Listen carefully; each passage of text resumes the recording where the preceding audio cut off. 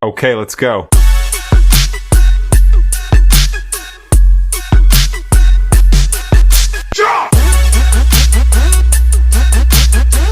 Fala pessoal, sejam muito bem-vindos a mais um episódio do nosso consultório de investimentos, onde a gente traz grandes profissionais para falar de mercado financeiro, economia e você tomar boas decisões em relação à sua carteira, pensando com a sua cabeça. E sabe que quando a gente traz convidado pesado, tem Guilherme Carter comigo. Fala, Fábio, tudo bem? Obrigado aí mais uma vez. A gente tem que fazer o seguinte, tem que pegar todos os podcasts que a gente fez, fechar tudo e fazer um MBA geral, assim, de todas as linhas do mercado financeiro. Dá pra fazer um MBA, fazer livro. Exato. Hoje vai ser de modelagem aí, né? Tem 400 perguntas aqui que eu já fiz. E vamos ver aí, né? Se o nosso entrevistado tá preparado aí pra essa Olha sabatina. só, hoje vai ser pesado, então já pega papel e caneta na mão, porque hoje é aquele tema que o nosso convidado, só pela história que ele tem aqui, já tem bastante coisa. É um nerd no bom sentido. É um nerd no bom sentido. Muito bom. Estamos recebendo o Luciano França, que é fundador e portfólio manager da Vanguard Asset Manager. Bem-vindo, Luciano. Vamos que vamos. Obrigado, prazer estar aqui com vocês. Luciano, para começar, quando que você se interessou pelo mercado financeiro? Desde pequeno você já queria? Como que você tinha alguma outra profissão que você queria ter? Cara, essa é uma história engraçada.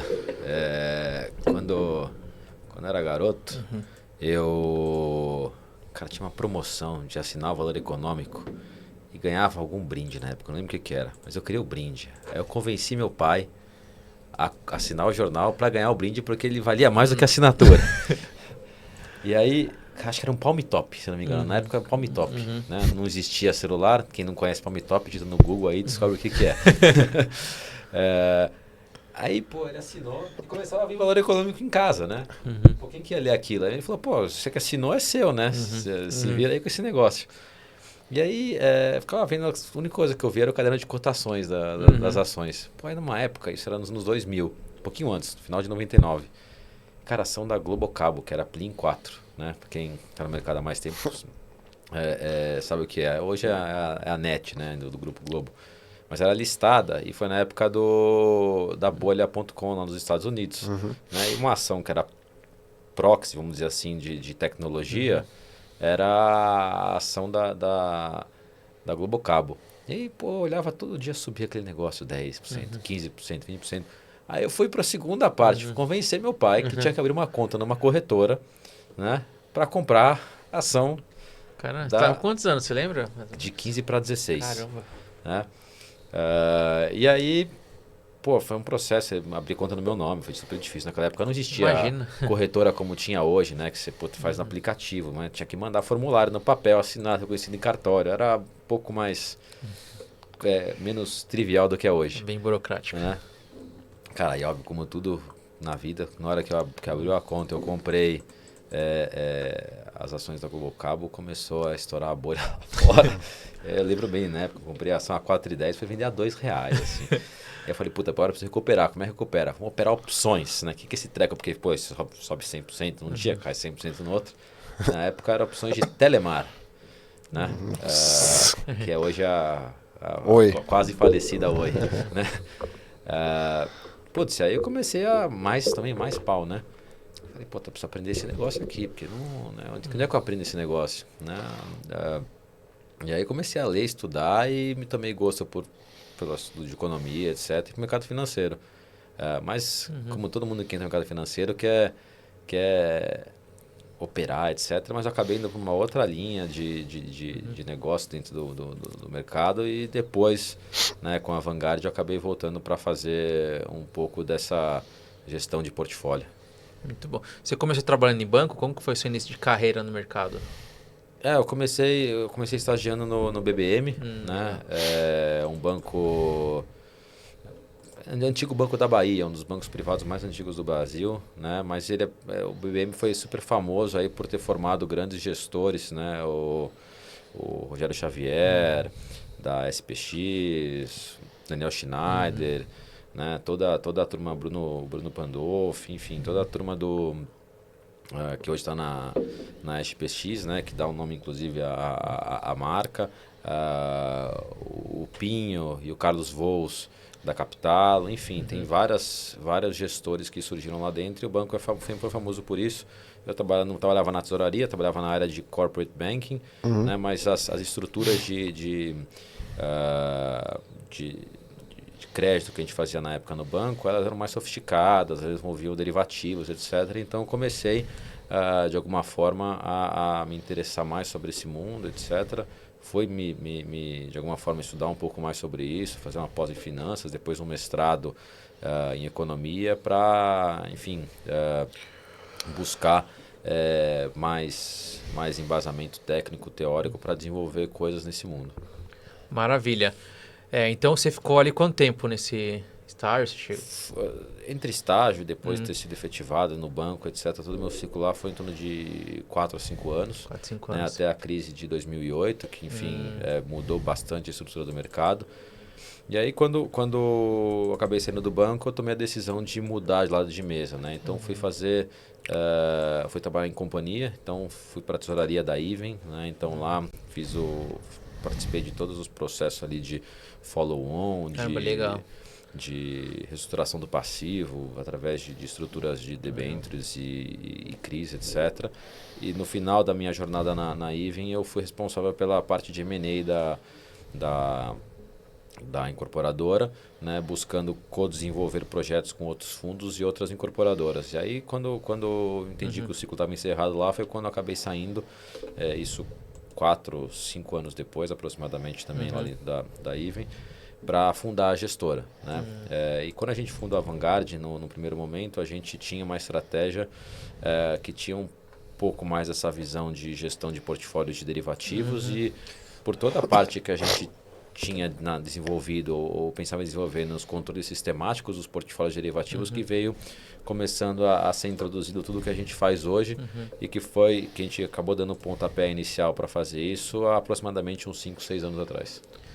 Caramba, quando pega a sua trajetória, ela acaba sendo bastante completa, porque você viu, deve ter aprendizado muito na Even, né? Ali deve ter sido um negócio muito diferente, do outro lado da mesa, sentindo como empresa, e depois você indo fundar o seu. Quando você foi fundar, quem que eram os seus colegas? Era o pessoal da Even, era o pessoal do BBM? De onde que era esse pessoal? O meu sócio hoje, que enfim, estamos juntos praticamente desde o início, é o Mário. Certo. Né? O Mário, ele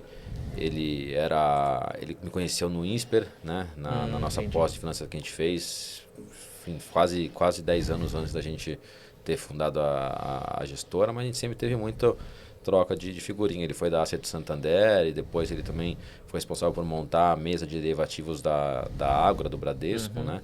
Então ele tem bastante expertise nesse sentido e a gente teve bastante sinergia em desenvolver esse negócio juntos. Muito bom. Quando a gente fala de empreender, muita gente tem essa dúvida. Estou aqui, estou trabalhando em um lugar e agora eu quero começar a empreender e criar o meu. Lembro que quando eu comecei a escola, comecei a planejar isso mais forte uns 6 meses antes de fazer a mudança. Então, planejando, pensando como que seria, já gerando conteúdo. Como que foi o seu começo, o seu início ali? Quando que você planejou? Foi algo muito rápido? Foi algo que você já foi vendo antes? Várias conversas, reuniões antes? Como que foi esse passo para as pessoas saberem? Cara, tem 2 meios de empreender, né? Certo. Tem assim, na minha visão, pelo menos. Tem um que você, de fato, abre mão de um fluxo de caixa ali que você tem no teu negócio, né? E tem um outro que é mais capital intensivo. Sei lá, vamos abrir uma padaria, né? São 2 riscos, né? De você abrir mão do teu fluxo lá, do seu salário, bônus, etc. E ainda tem que colocar dinheiro do bolso para montar a estrutura, etc. E bancar todo o capital de giro até o negócio virar. Verdade. Então, como até aquele momento da vida eu tinha entendido que já tinha formado uma boa reserva de recurso que me sustentaria sem ter fluxo de caixa. Enfim, já tinha uma estrutura familiar ali, casada com a minha esposa, etc., que permitia que eu fizesse esse movimento. Foi relativamente tranquilo fazer desligar a chave do salário e bônus e migrar para uma estrutura de empreendedorismo, de montar um negócio, né? Obviamente, como você bem sabe, a gente, quando pensa em empreender, a gente acredita às vezes que as coisas vão acontecer mais rápido do que elas de fato acontecem. Verdade. Né? E aí, obviamente, você tem como quando você está montando um negócio novo, ele se assemelha muito mais a um barquinho do que a um Titanic, né? Você tem que ser muito ágil para poder mudar a rota e conseguir se manter navegando no mar. Então, acho que isso acho que é mais importante às vezes do que você ficar tentando planejar toda a jornada. Verdade, até porque tudo que você planeja no caminho vai mudar. Sem Uma dúvida. certeza você tem que vai mudar. Então, acho que a diferença nossa, por exemplo, eu versus grupos grandes de educação é velocidade de adaptação, trazer coisas novas. E você é a mesma coisa. Qual que é a diferença? É que eu sou rápido. Então, o rápido hoje consegue competir com o gigante. Porque o gigante tem algumas travas. E tem um detalhe que eu acho que é importante colocar. A grande maioria, né, não sei se é a grande maioria, mas muitas gestoras, quando elas nascem, de alguma forma, elas nascem, vou botar aqui entre aspas, como se fosse um spin-off de uma assessoria de um banco ou de uma outra gestora, onde em D0, né, aquele novo time que foi montar essa nova gestora, ele já nasce com um capital sob gestão suficiente para fazer com que aquele negócio tenha estabilidade. Verdade. Né? Isso é verdade. No nosso caso, nem eu nem o Mário tínhamos track record de gestão. Então a gente precisou construir isso ao longo de anos para provar de fato que nossa estratégia era geradora de alfa, né? E que a gente era capaz de administrar volumes de recursos maiores do que quando a gente começou. Então tem um grau de dificuldade a mais do que, de fato, eu trazer meu track record de algum outro lugar e começar uma gestora já com 500 milhões, 1 bi, enfim. Então foram rodadas e rodadas de apresentação.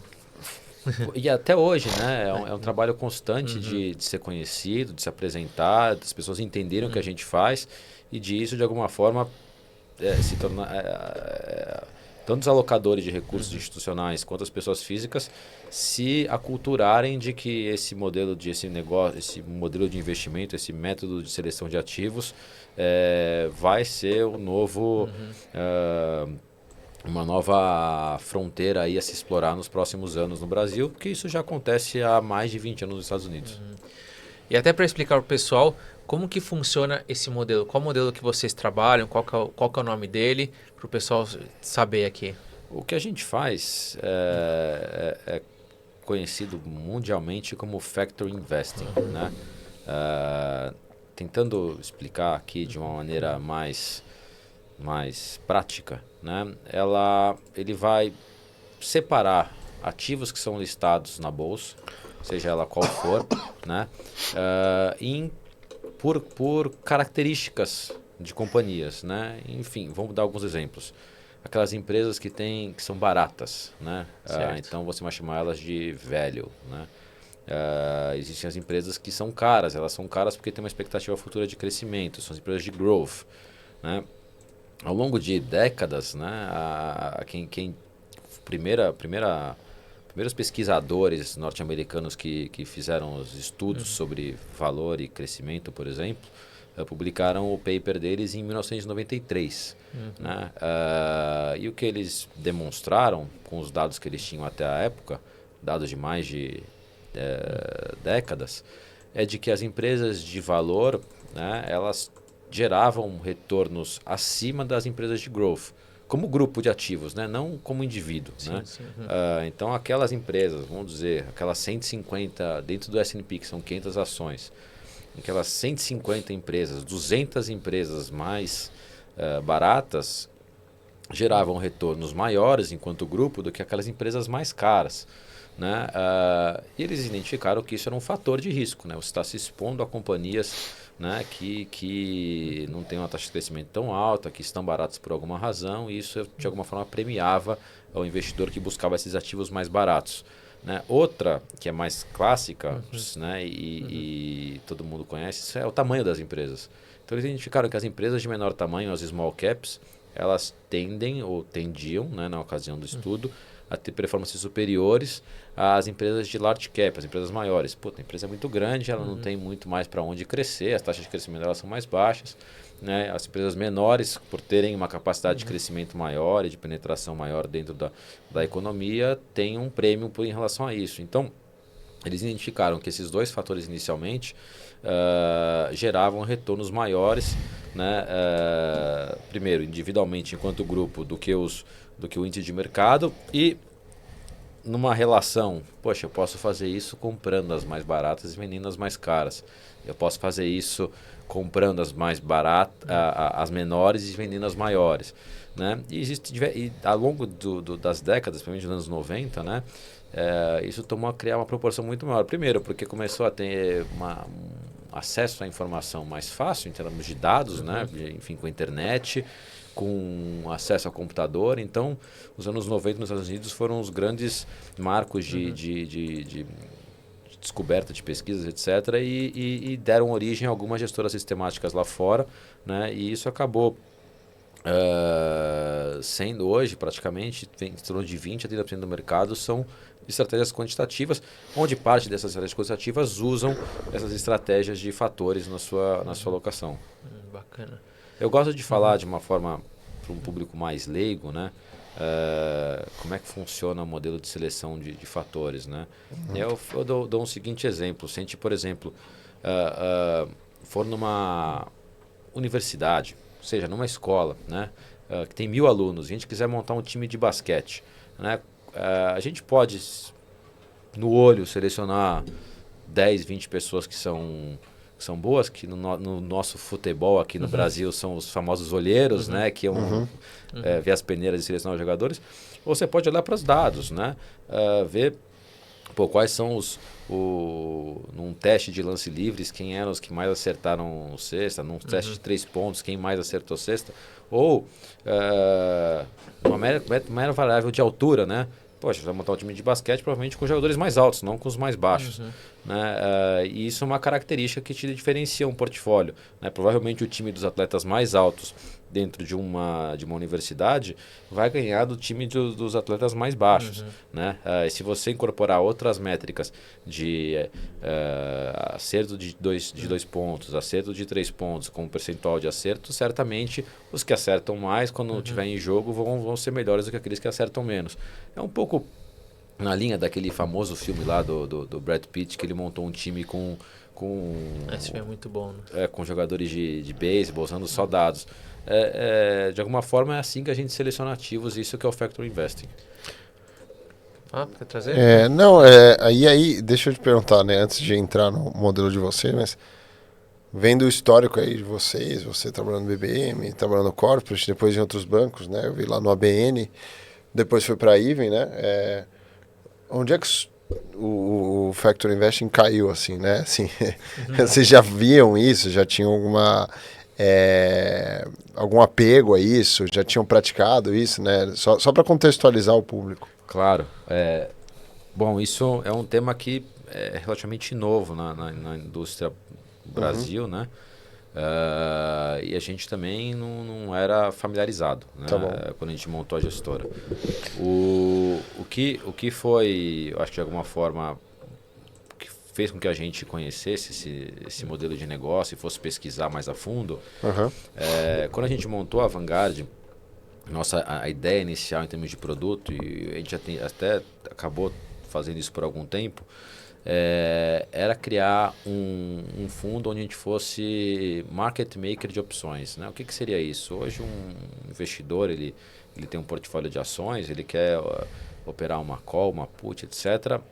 Hoje o mercado, estou falando 10 anos atrás, né? Ele tem...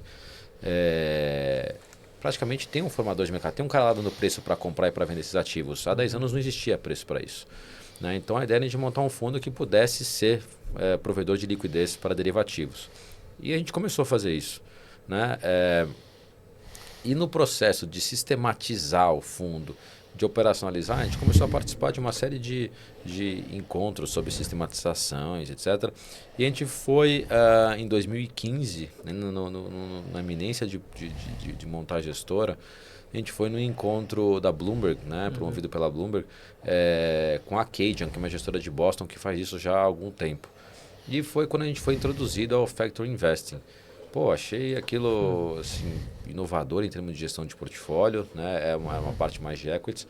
E eu tomei a decisão, né, e isso está um pouco tá bem em linha com a minha história, né, eu tomei a decisão de fazer um mestrado, né, e descobrir quem de fato no Brasil falava um pouco sobre isso e que dava para aprofundar um pouco mais nesse tema. E foi quando eu fui fazer um mestrado no INSPER com ênfase em finanças, um mestrado de economia, e na academia tinha bastante coisa sobre fatores já, enfim, foi a ideia de trazer isso da academia, vamos dizer, brasileira, norte-americana, para a prática. Né? E aí foi quando a gente começou a desenvolver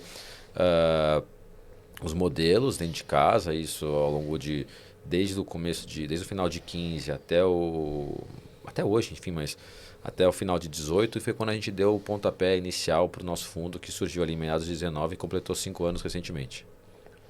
Tem alguma asset, você até citou já uma, que vocês têm como referência nos Estados Unidos, como benchmark? Olha, existem duas que são maiores que a Acadian. E que são mais famosas. Né? Uma delas é a Dimensional, que hoje tem mais de 600 bilhões de dólares sob gestão, né, em estratégia de fatores. E a AQR, que é do Clifford Asness, também super conhecido, uma asset talvez dos seus 250 bilhões de dólares. Né? Tem até alguns fundos de espelho que são disponíveis no Brasil para investimento, mas esses são os dois. Eu acho que a AQR é mais famosa, o CEO fundador, que é o Clifford Asness, é um cara que está sempre na mídia, está sempre presente, etc.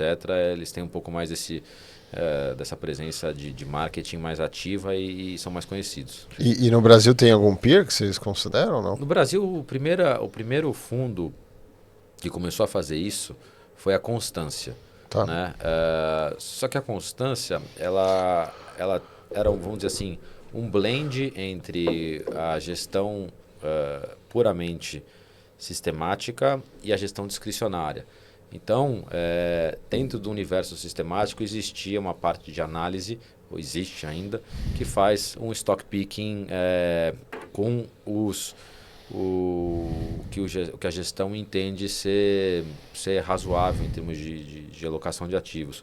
Né? No nosso caso, e talvez a gente seja o primeiro nessa linha, de ter uma gestora puramente sistemática, onde as opiniões da gestão elas não estão incorporadas no dia a dia de execução dos modelos. Né? Ou seja, os modelos eles passam por um processo de teste, de backtest, né? Enfim, de novo, se o time de jogadores mais altos costuma ganhar campeonatos, por que eu vou pegar um jogador mais baixo e colocar aqui dentro? Né? Pode ser que melhore, né? Pode ser que não. Né? Então a gente quer tirar esses achismos, né, do pode ser que sim, pode ser que não. Então eu sei que, né, se eu vou colocar os 5 jogadores mais altos para jogar, ou 10 jogadores mais altos para jogar todos os jogos, e sempre que tiver um cara mais alto, eu tirar o mais baixo e colocar o mais alto, né, eu vou estar sempre com o time que vai ser capaz de vencer com maior probabilidade do que eu fazer alguma oferição, juízo de valor sobre os ativos. E vocês lá no modelo de vocês lá, como é que dá para abrir um pouco mais? Como é que está estruturado? Assim? Claro. Porque devem ter, enfim, vários ênfases, né? Acredito. Sem dúvida. Eu falei de 2 fatores aqui que foram os primeiros que foram pesquisados na indústria, mas não são hoje, eu acho que os 2 fatores que são mais geradores de retorno. Né? Depois desses estudos iniciais que surgiram lá nos anos 90, vieram uma série de outros fatores. Né? E é curioso, porque aí começou a ter fatores em excesso. Né? O que quer dizer fatores em excesso? Pô, os caras pesquisaram tudo, se o número de pessoas de olhos azuis na instituição, tô brincando aqui, mas para extrapolar, né? Se o número de pessoas de olhos azuis na instituição fazia com que ela tivesse retornos maiores ou não. Se o número de pessoas com X idade, né? Então, e aí começa a entrar num data mining, né? Que acaba criando correlações espúrias, né? Então, eu acho que o mundo de fatores avançou e depois ele voltou para uma acomodação que hoje traz para a gente uma seguinte clareza, pelo menos do ponto de vista da nossa gestora, que os ativos que são baratos de fato geram retornos melhores do que ativos mais caros, né?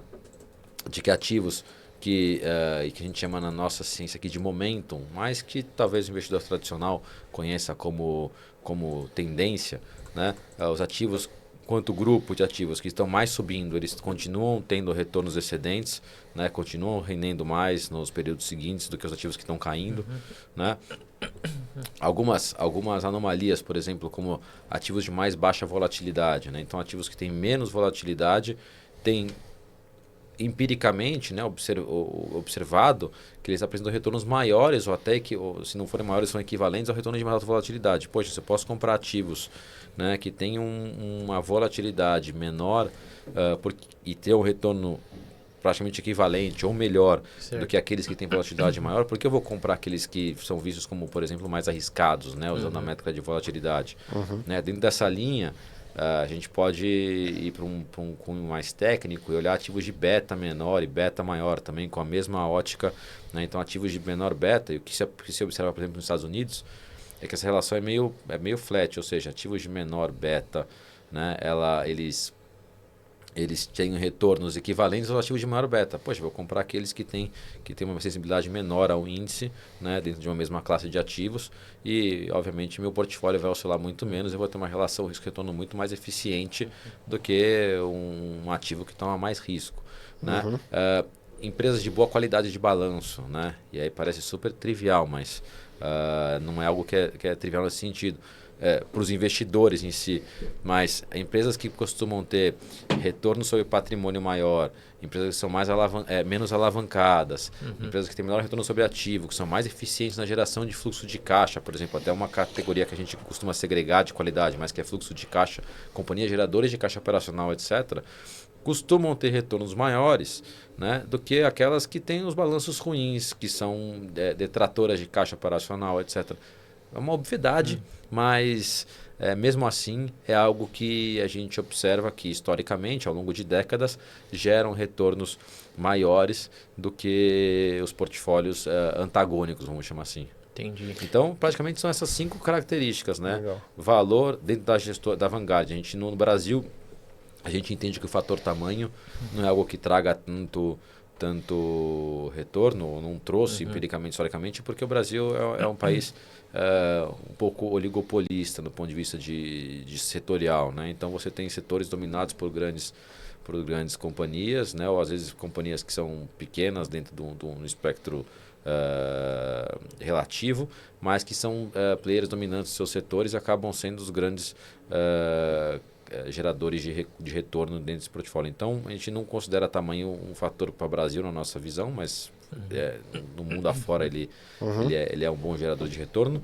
E aí, dentro da gestão da Vanguard, a gente tem valor, momentum, volatilidade, qualidade e o que a gente chama de carry ou cash flow, né, que são empresas que geram bastante caixa e independente de elas pagarem dividendos ou não, se elas são geradoras de caixa, para a gente é uma variável que tem bastante sentido.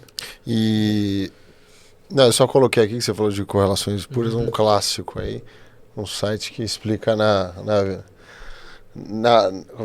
prática o que é uma correlação espúria, né? Então você tem ali uma popularidade do meme, ele pega 2 séries e mede a correlação. O Luciano aí que é mestrando não, já é mestre em econometria pelo INSPER, que é basicamente isso, viu bastante estatística. E, obviamente, a gente não comete o mesmo erro que o jornalista que olha a correlação e tira alguma conclusão de alguma coisa que não quer dizer nada, né? Para não usar o palavrão aqui no podcast. Mas o que eu ia te falar, perguntar, Luciana, é bem engraçado. Aqui tem, sei lá, grávidas no estado de Maine, consumo de margarina, subiu, tem uma correlação alta, né? Isso é excelente. Abaixa... Olha lá, os robôs no México caíram e os acidentes de carro nos Estados Unidos Unidos também caíram, subiram. Quando subiu junto. Subiu junto. Então, só para exemplificar o que ele comentou ali no meio, mas e essas estratégias, as estratégias que vocês têm, elas são recalibradas? Vocês têm a periodicidade ou é meio que... Como é que funciona? Assim, só para... Em geral, quando a gente analisa fatores, né, cada um tem os seus próprios ciclos, né? Vou dar um exemplo simples aqui, mas empresas que têm uma relação preço-lucro baixa, né, que são empresas que são vistas como mais baratas, elas ao longo de não é no mês seguinte ou no trimestre seguinte que essa relação preço-lucro vai convergir para que de fato você tenha dentro dessa cesta de ações baratas retornos maiores que as ações de growth. Esse fator ele tem um ciclo de vida, ou vou chamar um ciclo operacional mais longo, né? Nesse sentido, ele é um fator que tem uma ótica de análise de mais longo prazo, né? Já por outro lado, quando a gente fala de ativos que têm mais momentum, estão em tendência de alta, as janelas de análise costumam variar entre 6 a 12 meses, né? Então, ativos que tiveram retornos maiores, absolutos, nos últimos 6 a 12 meses, eles costumam ter retornos maiores de 1 a 3 meses seguintes, né? Do que aqueles que caíram nos últimos 12 meses, por exemplo. Esses têm uma frequência de rebalanceamento de ciclo de vida mais curto. Tá bom. Né? Então, analisar modelos ou fatores quanto à sua eficiência operacional, quanto à geração de retornos, eles, na média como um todo, eles têm uma ótica longa, larga, né? No ponto de vista que, poxa, não está funcionando um fator este mês, ou em 2 meses, ou num trimestre. Eventualmente isso faz parte da volatilidade daquele próprio fator, né? Então, quando se desenvolve um modelo, você quer ter o máximo possível dele ser testado historicamente, para você, com bastante grau de segurança, dizer que ele vai ser um modelo, vamos dizer assim, vencedor no futuro, né? Eu posso testar esse modelo unicamente no mercado local, ou eu posso fazer uma proxy dele, por exemplo, em outras economias, né? No mercado norte-americano, na bolsa canadense, nas bolsas europeias, nas bolsas asiáticas, que é o que a gente faz. Então, sempre que a gente desenvolve um modelo local, a gente vê se ele de fato também seria eficiente se essa estratégia fosse desenvolvida mundo afora, né? E, obviamente, a gente revisita os modelos, primeiro, para entender se eles estão tendo uma performance de acordo com o que a gente espera, vamos dizer, do ponto de vista de análises históricas, né, de análises estatísticas, e se de fato o modelo precisa de alguma correção ou até uma renovação ou mudança nesses modelos. Então, quando a gente começou a gestora ali, quando a gente começou o fundo de fatores ali em meados de 2019, né, a gente tinha, se eu não me engano, na ocasião 11 modelos. Hoje a gente tem 14, sendo que desses 14, obviamente 3 são novos ali, e tiveram 2 que tiveram algum tipo de ajuste estrutural, etc. Mas quando a gente cria os modelos, a gente cria para que o fundo tenha uma boa performance ao longo de todo um ciclo de mercado, né? Ele não é um fundo de alta frequência, ele é um fundo de baixa frequência. Média histórica do nosso fundo, um ativo que entra nele, ele fica em torno de 9 meses na carteira, média. Então, diferente, por exemplo, tem aquela gestora no Rio lá, chama Cadima. Sim. Às vezes eu conversava há muito tempo, né? E eu falei, mas como é que é a sua carteira? Ele falou, cara, não sei como é que é a minha carteira, né? Se você me perguntar, ativa. No caso, vocês sabem. Não, assim, eu também não sei, porque são 60 ativos em carteira. Entendi. Né? Ela é bem diversificada, mas ela, na média, o turnover dos ativos, o turnover, para quem não sabe, é quanto um ativo dura na carteira, é em torno de 9 meses. Não é que ele dura 9, 10 dias na carteira. A gente não está em alta frequência trocando. Então, a cada janela de revisitação dos modelos que acontece num horizonte, em média, de 30 dias, né, o modelo é revisitado, né, ver se os ativos que fazem parte desse modelo, né, se eles continuam, se eles saíram, e são feitas trocas constantes. O pessoal deve gostar de futebol, aqui que assiste, né? É praticamente uma tabela do Brasileirão. Quem está no G6 ali para ir para Libertadores e quem não está. Pô, no mês seguinte, o sexto colocado caiu para sétimo, o sétimo subiu para sexto, vão aqueles 6. Né? Então você vai sempre, de alguma forma, botar entre aspas aqui, apostar nos 6 primeiros colocados como os hipotéticos times que vão para Libertadores, e você vai vender aqueles 4 que estão lá embaixo como os hipotéticos times que vão cair para a Série B. E se trocar, no mês seguinte você vai trocar. Sim. E se fosse mensal, Lucão, seu time tá na segunda, hein? Porra, corintiano. Corintiano também, né? Eu também sou, meu time vai estar... Ainda bem que não é mensal, né? Se fosse investimento eu teria vendido em Corinthians. Estamos diversificados aqui. Eu sou palmeirense, ó, São Paulino, tá corintiano. Tá. Beleza. No final a gente sai na porrada. Brincadeira, né? Luciano, seguinte, você estudou muito os processos, você estudou muito ali quando você fez o mestrado. Alguém quer estudar um pouco mais sobre isso? O que você recomenda de livros, artigos? Vocês têm cartas de gestor também? Como que a pessoa busca mais conhecimento? Olha, hoje a internet é vasta sobre esse tema, né? Eu não vou lembrar de cabeça, mas tem um livrinho que eu acho que para mim é o livro inicial para todo mundo que quer olhar fatores. É um livrinho de capa laranja sobre Factor Investing. Tem no Amazon, acho que é fácil de encontrar. Mas sim, para quem quiser ir mais raiz assim possível, né? Mais raiz. É buscar de fato o primeiro paper do Gini Fama e do Kenneth French, que é o modelo de Fama e French de 3 fatores, que depois virou um modelo de 5 fatores.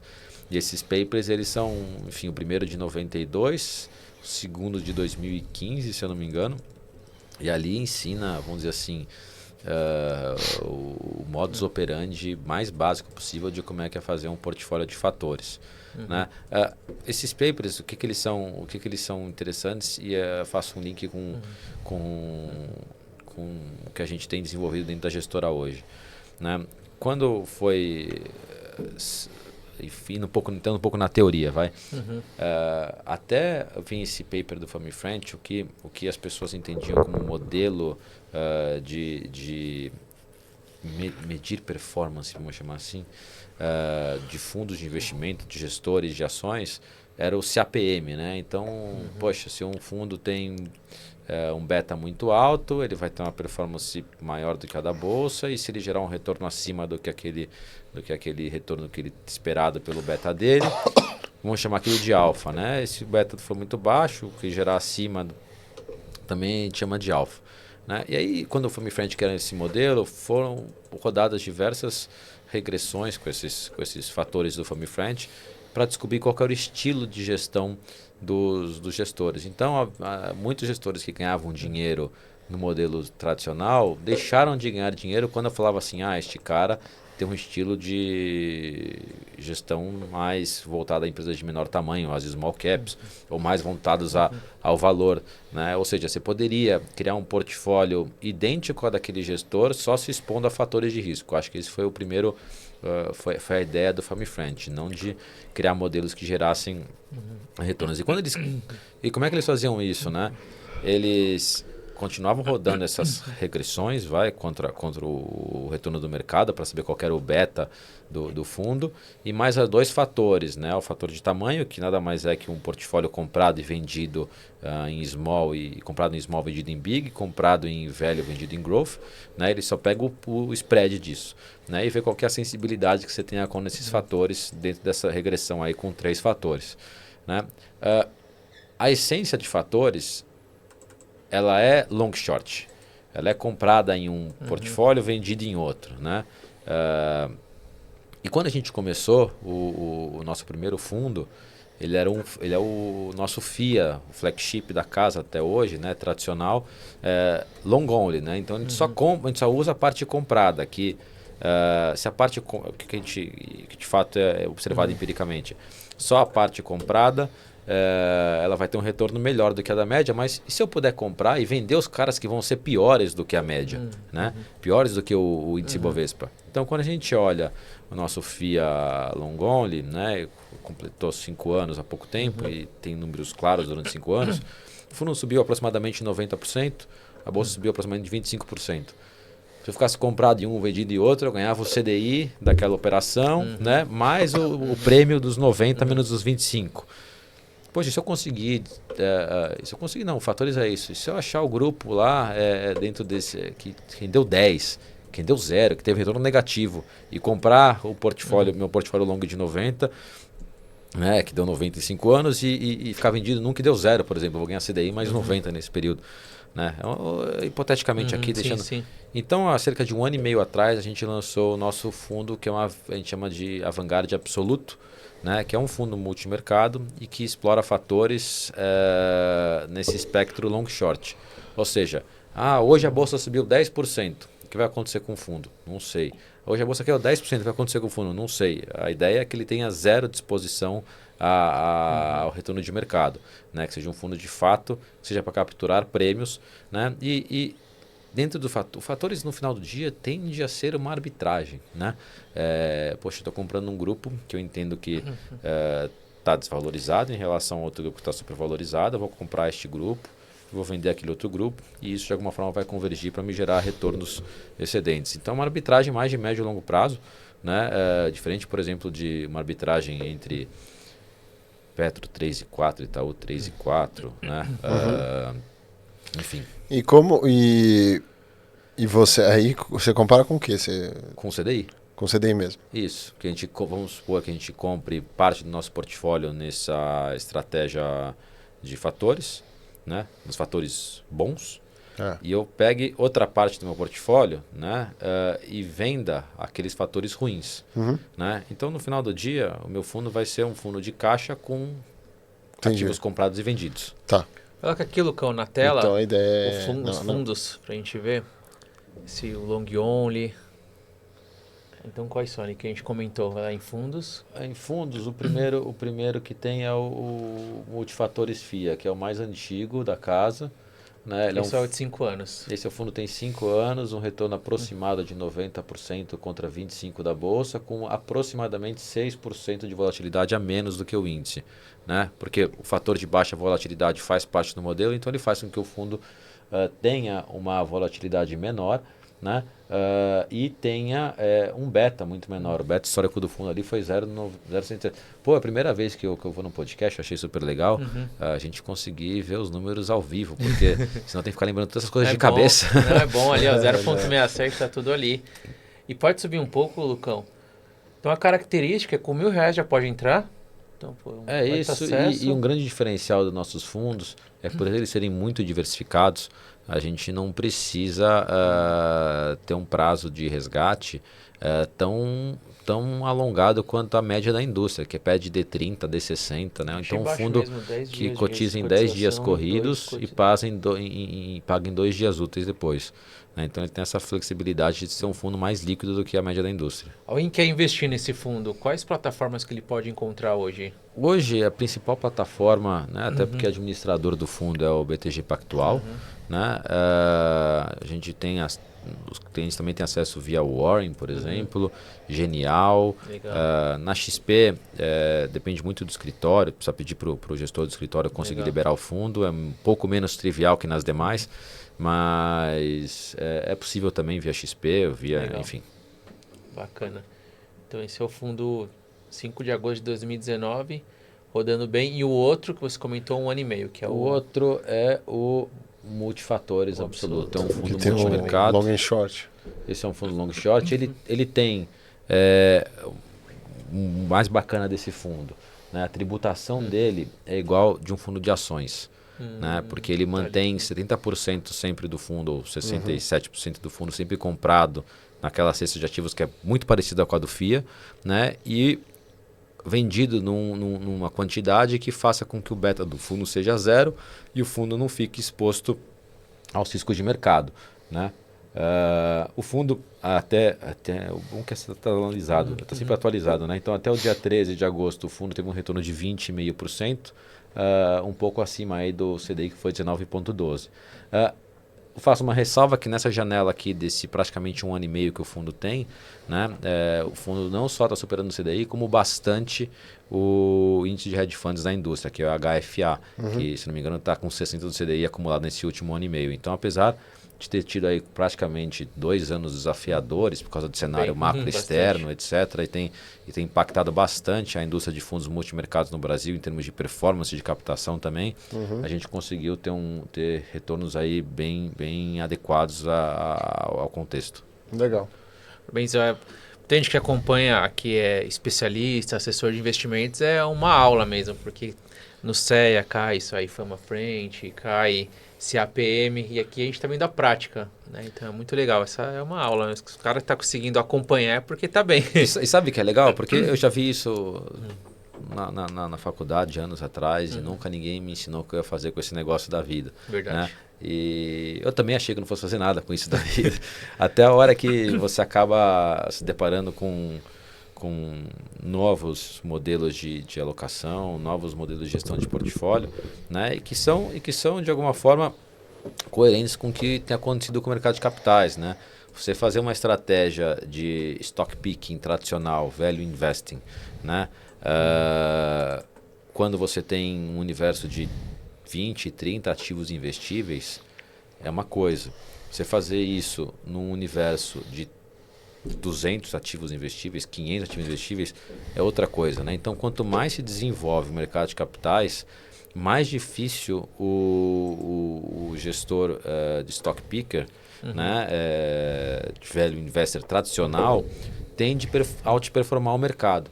Né? E quando você usa modelagem, você consegue criar todo aquele processo, aquele racional de investimento de finanças corporativas através de dados, né, num processo massificado de investir em muitos ativos, tirando o risco idiosincrático, vamos falar, o risco específico das companhias, né? Nossas maiores exposições são de até 5% do nosso fundo, né? Então a gente não tem uma grande... é um assunto que às vezes pro investidor é um pouco chato, né? Porque não tem aquelas grandes teses. Meu case em Localiza, em Natura, em Equatorial, em Magazine Luiza. Né? Não tem essas histórias para contar porque eu não estou fazendo picking de ações. Né? Então é um fundo que tem uma cara muito mais de um ETF, de um índice, né? Cujo objetivo desse índice é superar o índice que é o benchmark de toda a indústria. Né?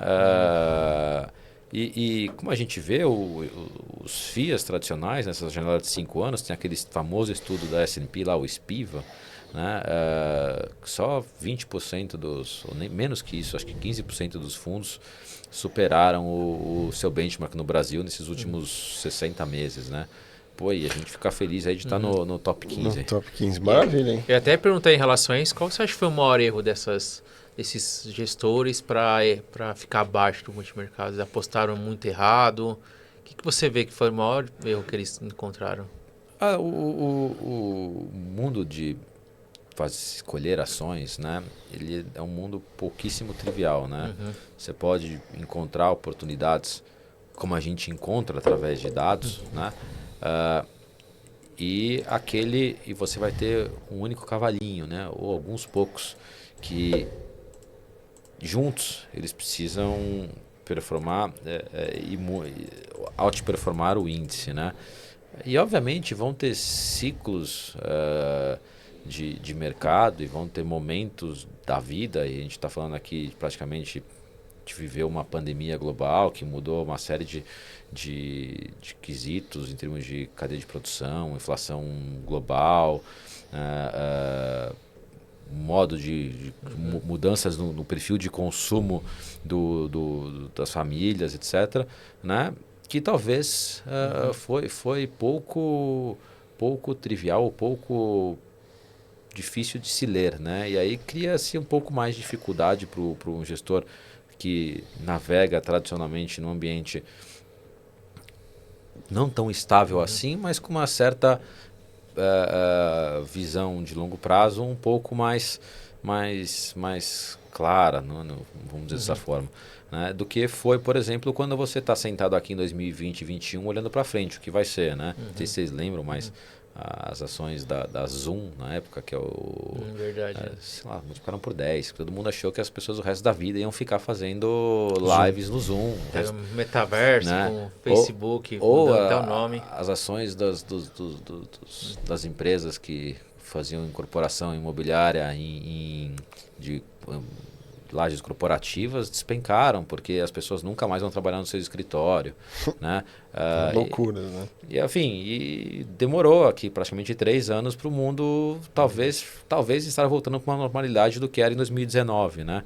Então, se você olhar dentro desses cenários, os últimos 4 anos foram os mais desafiadores. De fato foram, né? Para o gestor macro, para o gestor de ações, né? Então, e a gente conviveu também com mundos que a gente nunca tinha vivido no Brasil, né? Juros a 2, né? Depois um salto para os juros a 14 de novo, que isso é uma coisa mais tradicional nossa. Um monte de IPO maluco. Um monte de IPO de companhias que não eram geradoras de caixa, enfim, porque você tinha juros longos, vocês vão lembrar disso, mas juros longos a 6, 7% pré, né? O que dava, sei lá, inflação mais 3, né? IPCA mais 3, onde é que alguns anos atrás IPCA mais 3 era a menina dos olhos.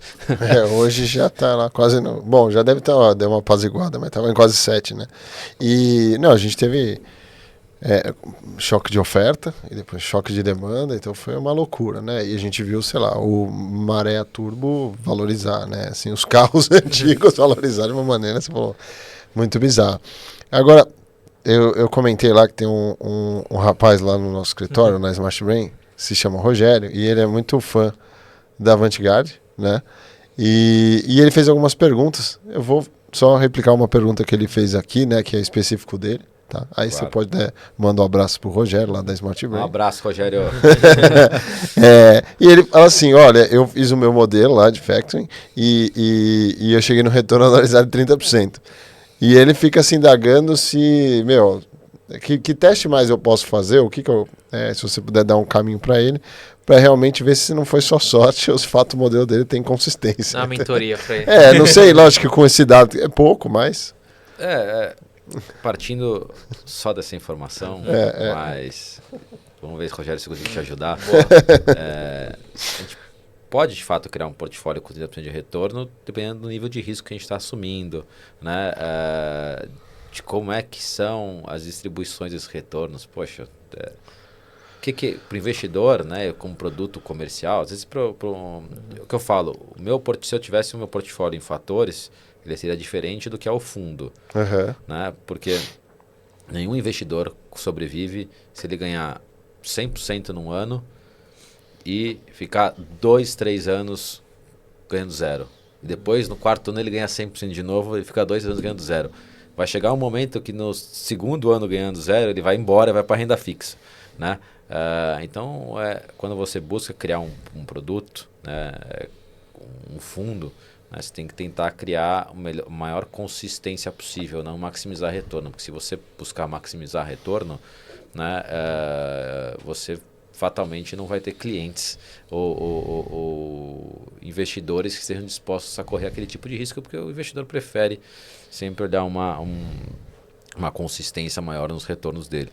Então é possível ter um retorno de 30%, mas ele precisa considerar os custos transacionais disso, o custo de comprar e vender os ativos, né?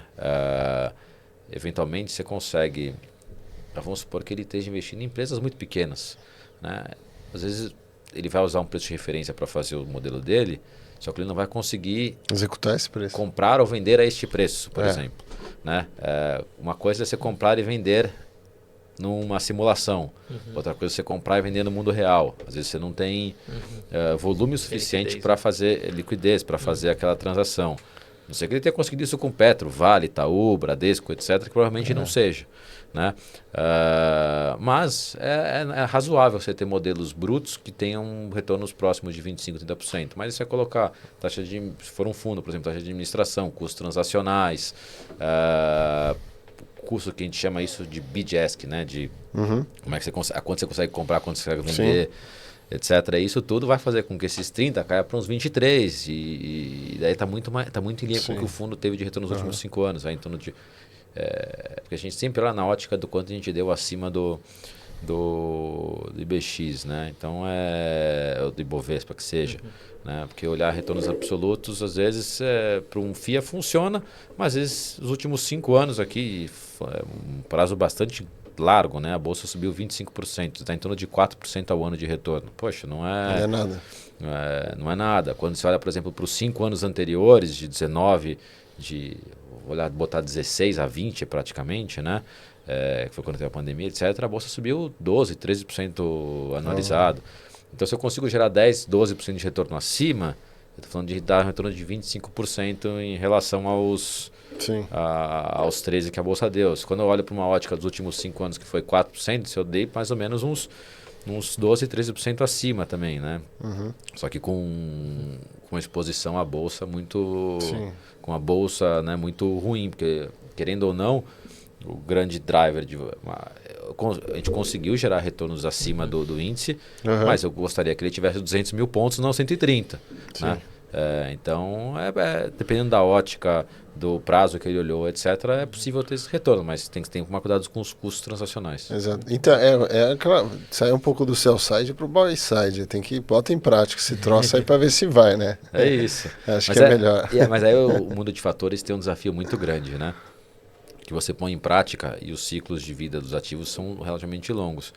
Então você precisa esperar um bom tempo para dizer que aquilo funciona ou não. Né? Quando teve a pandemia, né, e os juros caíram absurdamente, né, e teve o quantitative easing, etc., as ações de growth nos Estados Unidos explodiram, né? Então, principalmente as FANGs, né, que são as famosas empresas de tecnologia, subiram pra caramba, as empresas de valor não subiram. E aí começaram várias matérias, né, né, no Wall Street Journal, no MSNBC, etc., falando que o valor está morto, né? Value is dead. Né? E aí, enfim, o próprio Clifford Resness da EQR escreveu falando, poxa, explicando um pouco por que não e por que isso era uma... como é que funciona essa ciclicidade, né? Mas por 2 anos o valor underperformou growth. Em 2022 ou 2023, se eu não me engano, não só, acho que foi 2023, né? Não só pagou toda a conta, como rendeu tudo que tinha que ter rendido, né? Em termos de prêmios, etc. E aí,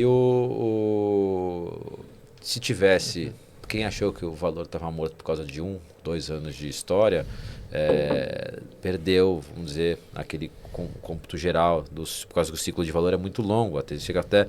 É como quando vocês conversam aqui com gestores de valor, vamos chamar assim, os stock pickers tradicionais, média histórica aqui, vocês vão saber isso melhor do que eu, deve ser de 3 a 5 anos um hold period de um fundo de ações tradicional, que é o mesmo prazo médio de uma estratégia de fatores de valor. Né? Então, quando a gente olha nessa ótica, tem que dar tempo ao tempo para saber se de fato o modelo... consistente ou não. Consistente ou não. Quando é modelo de high frequency é diferente, né? Porque o cara está transacionando todos os dias e os ciclos... O período é curto ali para analisar. Exato. Perfeito. E qual que é o tamanho do time para tocar toda essa estrutura de 60 ações em mais de 100 em outra? É verdade, outro tem mais de 100. A gente está 60 comprado e tem umas... Tem lá 120, eu vi ali escrito. Falei, caramba. A gente tem umas 65 ações compradas e tem umas 60 vendidas. Né? Enfim, em termos de execução, ela não ela é relativamente simples, né? Porque é um portfólio como um todo. É como se fosse uma ordem... comprar a Bova 11, né? Estou falando aqui em termos mais simples. Do Bova 11 tem 100 ações, né? Se a gente quisesse comprar 100 ações do Bova, é um input via código, via alguma coisa, para você poder fazer aquela compra. Na prática, em termos de execução na nossa estrutura, é a mesma coisa. Mas falando um pouco mais de time, hoje na parte de gestão dos fundos ativos, sou eu e o Mário como figuras principais, eu tocando mais a parte de gestão, o Mário mais a parte de risco, né? E embaixo da gente a gente tem 2 analistas, o Brendo e o Gabriel, né? Que fazem toda a parte de programação. Hoje a gestora ela é extremamente automatizada em diversos processos. Legal. Né? Então, grande parte do dia a dia operacional da gestora ele é feito através de rotinas via código, todo um banco de dados em AWS, né, com os códigos rodando lá dentro dos virtual machines, enfim, fazendo toda a parte de operacional e não só a parte operacional, mas também rodando os modelos e botando em execução quando necessário. Né, a gente tem dentro da mesa de gestão um pré-trade, onde a gente faz a verificação das ordens antes de rebalancear os fundos, etc. E essas 4 pessoas estão mais focadas na parte de de fundos abertos, né? E a gente tem um braço mais novo, recentemente da gestora, que é a parte de wealth, que quem toca é o Felipe Pontes, né? Ele é o responsável por essa área, tem mais... Ele está lá com você, professor? Tá lá com a gente, professor. Tá, ele tem mais 2 pessoas juntos com ele também, ajudando a desenvolver esse braço de wealth, que é uma ideia que a gente tinha no passado, de adaptar toda a gestão sistemática para portfólios mais completos do investidor, né? Por exemplo, desde renda fixa, multimercado, renda variável local e toda a parte offshore para melhorar a eficiência de descorrelação geográfica, descorrelação de classe de ativos e poder entregar retornos consistentes aí para os portfólios de family office. Legal. Muito bom. Lucão, põe na tela o Instagram da Vanguard. Vamos dar uma olhada aqui para vocês seguirem, acompanharem. Então ali, ó, tem maiores retornos com menos risco, pioneiro no Brasil em Factor Invest, muito bom. E aí pode descer lá. Olha lá o histórico, ó. Histórico bem na cara. Muito bom. Ali. No dia que a gente publicou era 80, agora já está em 90. Tem que atualizar agora, hein? Já pede pro time de marketing atualizar agora. Melhorou. Então vocês postam cortes de podcast, né? Participação em podcast, que traz um insight ali, um conteúdo bacana, né? Boa. Ali, que tem bastante. É o Mário, aquele ali. É o Mário. O que o Mário falou é isso aí. Você achar um cara chato, porque nosso fundo é chato mesmo. A gente não tem as teses para contar aqui. Eu não venho aqui falar por que eu enxerguei, né, a alta de Ambipar 3 semanas atrás. E a gente não tem essas teses, essas histórias para contar. Né? Então, isso torna o nosso dia a dia de relacionamento com o investidor, principalmente, que gosta dessas histórias, um pouco mais chato. Não, mas eu acho que assim, aí eu acho que vocês podiam falar mais da estratégia e tentar fazer. Porque a estratégia não é simples de entrar na cabeça, entendeu? Então, falar mais dela, tentar simplificar ao máximo, que aí talvez que você quebra esse negócio, que é uma coisa falar, vamos falar lá da minha tese de Marisa, né? Porque Marisa, a taxa de juros vai cair, vareja, blá, blá, blá, e fica lá, né? VAR é 30, porcaria. E daí pro fundo do poço. Mas eu acho que é assim, né? Porque, por exemplo, a gente também teve a história Giant Steps e é a mesma, obviamente são diferentes, mas também é quantitativo e tem a mesma questão do tipo, né? Não vou falar aqui de um case específico. Eu acho que a nossa grande diferença para a Giant é que a Giant tem um viés mais de ativos derivativos, vamos chamar assim, então juros, dólar, bolsa, enfim, coisas mais macro, né? A gente tem uma visão mais micro e low frequency, né? À medida que eles têm uma visão macro mais high frequency, né? Então, eu lembro uma vez, não sei se foi o Rodrigo que falou num podcast, que eles mandavam mais de 20 mil ordens diárias, né? Acho que eu brinco que se a gente mandar 20 mil ordens ao longo da vida do fundo, é muito. Não, sim, eu estou falando só no sentido do quantitativo, lógico que tem essa diferença grotesca, é gigante, né? Mas também não tem essa questão de ficar falando de um case específico, não tem essa... Então isso é... Muito bom, então pessoal, já sigam Ninguém aqui. fala sobre a drogazinha no bar. Não, as pessoas só falam no bar de Via Varejo, Cogna e Oi. A Oi caiu, hein? Eu também caí nessa da Oi. Achei que ia virar. As empresas... Desde 2016. E aí, tá passando aqui, eu vou lembrando de coisas. As empresas que são menos sexys, vamos chamar assim, né? Raia Drogasil, né? Sei lá, Semig, Energisa. Semig. Né? A Semig tem até os problemas públicos, etc. Não foi talvez o melhor exemplo, mas Energisa e Raia Drogasil e outras empresas de mais baixa volatilidade, Taesa, aquelas empresas que lá uma varia 0,5% num dia, 0,7% no outro. Ninguém quer saber disso. As pessoas gostam de mais 5, menos 5.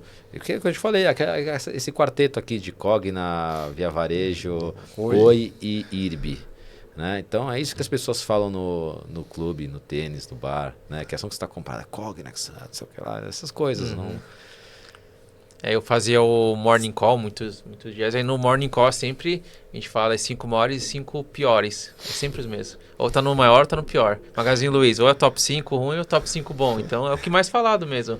O Taesa não vai aparecer ali como mais que subiu ou que mais caiu também. Não vai aparecer nunca e nunca ninguém vai falar dela. Então. Que ele é o ativo que talvez tenha retornos mais consistentes. Eles não perguntam, ninguém pergunta, né? O que aconteceu com o Taesa? Não, é sempre, a Magazine subiu 10%. Por que subiu? Aí você tem que achar. Outro dia cai 10%. E aí o analista vai lá e fala sobre a Magazine. Então, quanto maior a oscilação... mas essas de energia aí me deram... Eu ganhei dinheirinho nela aqui, CESP também e CEMIG, há um tempo atrás, né? E a gente, né? A gente como mercado financeiro como um todo tem o vício de sempre tentar explicar esses retornos diários, né? Desses ativos talvez menos triviais, menos mais sexys, né?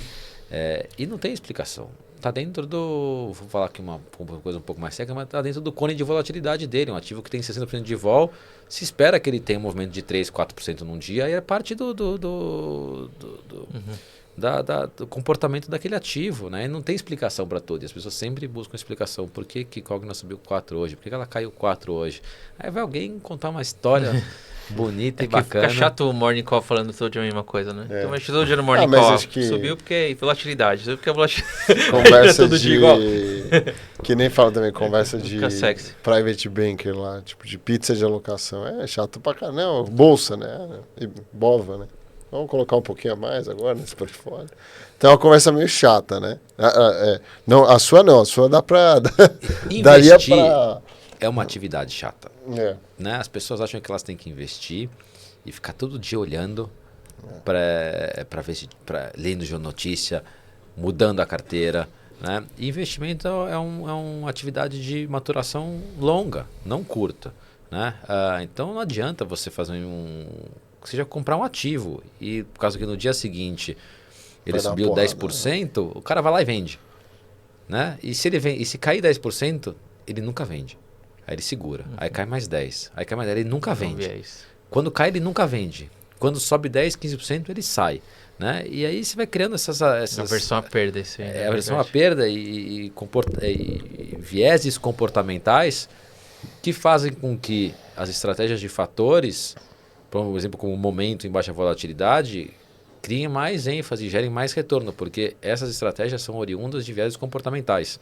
Né? Então, esse comportamento dos investidores criam essas oportunidades dentro do mundo de fatores que a gente explora. Entendi. Mas isso aí puxa muito, né? Porque o mercado financeiro, o cara que não tem muito contato, sempre é puxado aquela onda de vou ficar rico do dia pra noite.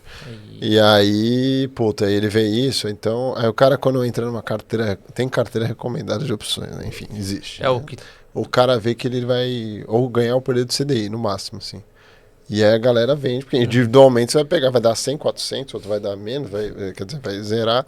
E no final do dia você vai ter o retorno ali do CDI. É difícil ganhar dinheiro, não é fácil, entendeu?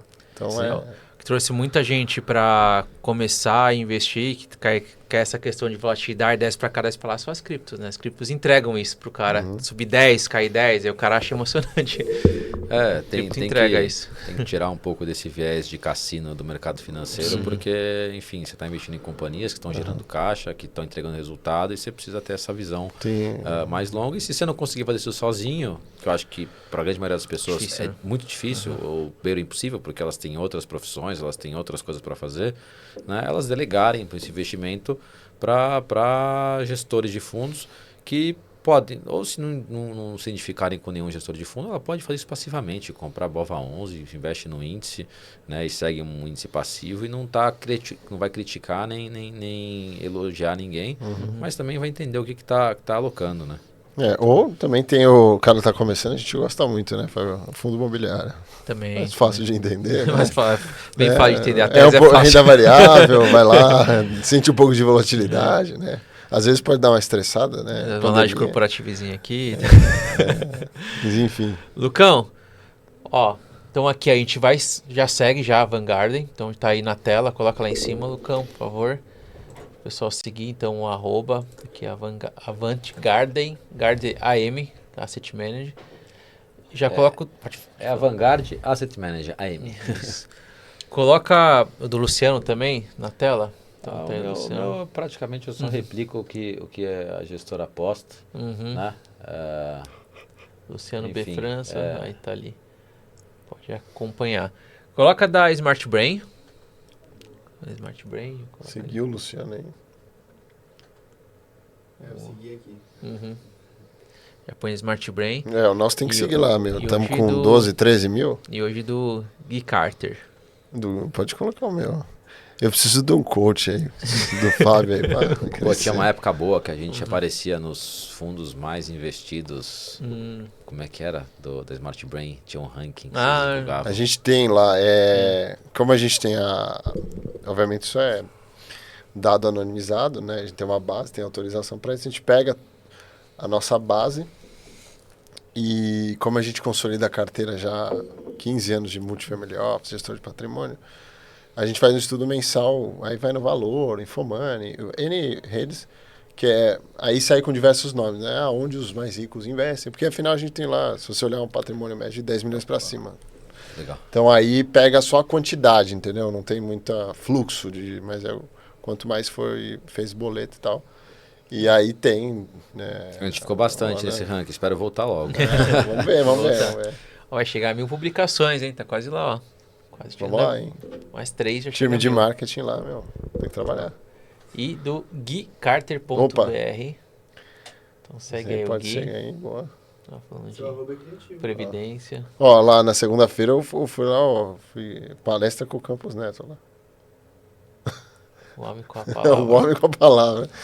Não, foi bem legal. Lá foi aquela baboseira lá de núcleo, inflação. No começo, mas depois ele entrou em Open Finance, que a gente tava conversando aqui, que foi mais interessante lá, do Super App e N coisas que, meu, em termos de tecnologia, tem bastante oportunidade, tanto pra gente aqui, mas acho que pro mercado todo, para criar competitividade nas instituições bancárias, né? Então, assim, o Super App, o cara consegue, vamos dizer assim, o cara agrega todos os serviços bancários, você dá autorização, você consegue ter leilão de serviço bancário, quem cobra mais barato. Investimento, eu estou custodiado aqui na instituição X, né? A Y pode mandar um push falando, cara, vem para cá, te cobro menos. Então, assim, cria um ambiente de competição. Então, né, é ousado, né, a agenda dele, né, porque tem um lobby grande também, mas acho que não tem volta essa agenda. Não adianta, vai mudar governo, pode ter um lobby, mas acho que a opinião é que vai ser na porrada isso aí. E pra gente finalizar aqui, Luciano, até pegando aí o Campos Neto, como que você tá otimista após Campos Neto no Banco Central? Você tem alguma visão específica sobre isso? Porque se falar muita coisa, ia derrubar juros, agora fala em subjuros, só que é outro governo. Como que tá a situação? Como que você olha? Olha, eu vou falar... duas respostas aqui. Fazer um disclosure antes. Legal. Um dos charmes de investir em fatores é que você não precisa projetar nada. Legal. Né? O mundo de fatores, ele usa as informações que a gente tem até a data de hoje. Né? Então, o que eu tenho disponível hoje? Ele não usa, vamos chamar aqui de futurologia, né? Ou de projeção de bolsa, de taxa de juros, de inflação, enfim, nenhum dado hipotético Focus, futuro. Né? E, obviamente, eu tenho as minhas crenças, os meus vieses, etc., mas isso não existe no processo de seleção dos ativos no fundo. Né? Então, todas as visões que eu tenho sobre macro, elas são meramente a opinião do Luciano, não é a opinião do gestor. Né? Entendi. O Luciano, pessoa física, não o Luciano, pessoa jurídica, gestor do fundo. Né? Porque se eu tiver alguma opinião, ela vai ser... Ela vai enviesar? Não vai enviesar, né? Então, eu vou dar uma opinião aqui, que eu acredito. Certo. Né? Não sou juiz de curva de juros, né? Mas eu acho que o movimento que aconteceu na pandemia, de jogar os juros lá para baixo, próximo de 2, etc., foi exagerado. Teve que exagerar de novo, né? E gerou todo um pouco mais de volatilidade na curva de juros do que deveria. Né? O fato de ter colocado juros a 2% não incentivou o consumo numa época que ninguém saía de casa. Entendi, né? Verdade. Então, gestão do Campos Neto, que vai acabar agora final desse ano, enfim, ela entrega os juros num patamar cujo qual razoável para a meta de inflação que a gente tem. O que eu acho que tem que se discutir é se o Brasil está preparado para ter uma meta de inflação de 3%. Né? Até 2 anos atrás isso era 4%, ele veio migrando para uma meta de 3%, o que exige talvez uma política monetária mais restritiva, né? E aí você vai ter uma taxa de juro real maior, né? Então o Brasil depende de reformas para que seja mantido um patamar de inflação de acordo com o que foi estabelecido na meta. Aí a gente pode fazer 2 coisas, ou de fato fazer as reformas construtivas para o país para que a gente tenha uma meta de inflação atingível nos 3%, sem que tenha patamares de juros extremamente elevados, né? Ou repensar essa meta de inflação mais baixa, mais restritiva em 3% e voltar isso ao que era antes, em torno de 4%, que é a nossa meta histórica, né? Não que ela tenha sido realizada de 4%, certo, mas que historicamente sempre foi essa meta. Né? Que obviamente a gente não é um país solto, murado no mundo, né? Então a gente tem as dependências, né? Da influência macroeconômica externa. Então a gente está num processo de aperto monetário lá fora, que de alguma forma tem começado a demonstrar um pouco mais de resultado no CPI norte-americano e na Europa, né? Então, acredito que um movimento de baixa de juros lá fora vai, de alguma forma, permitir que a gente também baixe um pouco mais aqui, né? É que o Brasil começou esse ciclo de aperto e afrouxamento monetário antes, né, do que Europa e Estados Unidos, né? E eles ainda estão alguns passos atrás, então a gente teve que parar um pouco esse movimento para observar o que vai acontecer lá fora e se, de alguma forma, como é que esse pass-through acontece para cá. A gente estava no cenário, só complementando, no cenário, teve o aperto, né? Depois teve até a piadinha do ex-ministro da Fazenda, da Economia, né? Falando toda a mídia lá fora para falar. E a gente estava num ciclo, de fato, ia voltar, estava caindo o juro, né? Aí teve um atropelo do fiscal, assim, que veio que nem um caminhão, assim, e N outros fatores externos, e aí, ou você tem um fiscal educado, e aí tem que dar para ter a meta de juro daquela, de inflação daquela, ou acho que é mais factível voltar para 4, 5, né? Dependendo do que está. E ter um patamar de juros mais adequado à realidade. Exato. Se bem que, se eu não me engano, o governo já está brincando de preços administrados na Petrobras, já tomou prejola de novo, né? Então, tem essas porcarias de novo, entendeu? Mas é a vida, é Brasil, né? É Brasil. Vamos lá. Por isso que tem que te parabenizar, porque foi desafiador e vocês entregaram um bom resultado, que não é fácil e mostra porque estão nos 15% ali que conseguiram esse resultado. Parabéns. A vocês que são os homens dos dados, eu acho que a gente está até no top 10, mas aí quem tem os dados são vocês. É o Gui, é o Smart Brain ali. É Smart Brain ali, ó. Opa, vamos lá. Gui, mais um podcast pesado, hein? Pesado. Esse aqui, o pessoal que conseguiu acompanhar todo o raciocínio, porque porque falou de CAPM, falou de Frente Fama, falou de vários fatores, fez você pensar. Você vai sair pensando. Com certeza você vai escutando e você fala, cara, mas não entendi. Volta, anota, pesquisa. E se tiver qualquer dúvida, pode entrar no nosso site, tem bastante conteúdo para consumir a respeito de fatores. Lá tem todas as cartas estão publicadas no site, escritas, enfim, não precisa abrir o PDF e tal. E se tiver alguma dúvida, manda mensagem no Instagram que a gente responde. Fala pro Rogério, né? Rogério manda lá. E tem o contato também, ó. Ele não falou, não, mas tem um contato lá. Não sei se. Mas Instagram é melhor, né? Pode ser no Instagram, pode ser por e-mail, o que o pessoal quiser. Legal, parabéns. Bom demais, né, Gui? Pô, muito legal, cara. Acho que criamos valor bastante aí, pessoal. Bacana.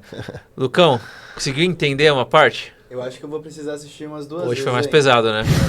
Hoje foi mais... Não é impossível, dá pra pensar. Não, claro que dá. Você entendeu? Pai caneta, nota, que isso aqui é... A parte do Corinthians você entendeu. Um aprendizado. Não, essa aí eu nem precisava ter. Muito bom, Luciano. Obrigado, viu? Você trouxe bastante aprendizado.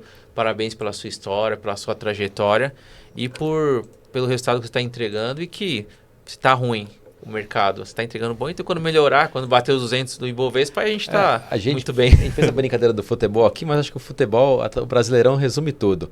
Se todos os times estão ruins, né? Os menos piores que vão ganhar o campeonato.